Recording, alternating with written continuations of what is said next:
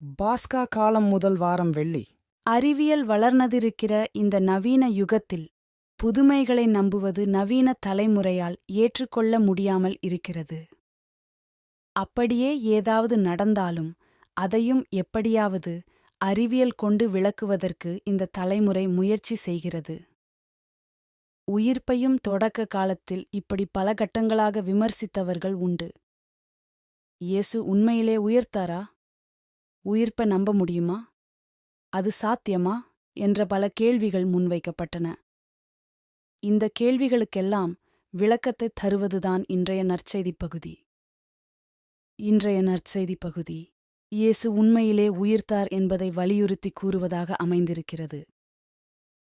தொடக்க காலத்தில் ஆங்காங்கே உயிர்த்த இயேசுவை சீடர்கள் பார்த்ததாக கூறியதை பலவற்றுக்கு ஒப்பிட்டனர்.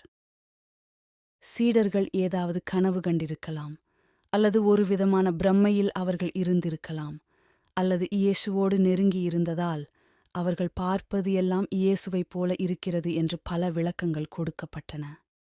இவையெல்லாம் தவறான விளக்கங்கள். உண்மையில் இயேசு உடலோடு உயிர்த்தார் என்பதற்குத்தான் இன்றைய நிகழ்ச்சி யோவான் நற்செய்தியாளரால் எழுதப்படுகிறது. இயேசு மீன்களை சமைத்து அவர்களுக்கு உண்ணக் கொடுக்கிறார். அவர்களோடு பேசுகிறார். அவர்களில் ஒருவராக இருக்கிறார். இவ்வாறு உடலோடு இருப்பதை அவர் உறுதிப்படுத்துகிறார். இயேசு உயிர்த்தார் என்பது நமது விசுவாசத்தின் ஆணிவேர். அந்த விசுவாசம்தான் கிறிஸ்தவ மறை இந்த அளவுக்கு வளர்வதற்கு அடித்தளமாக இருந்திருக்கிறது. அந்த விசுவாசத்தில் நாம் ஒவ்வொரு நாளும் வளர்வதற்கும் வளர்த்தெடுப்பதற்கும் அழைக்கப்படுகிறோம்.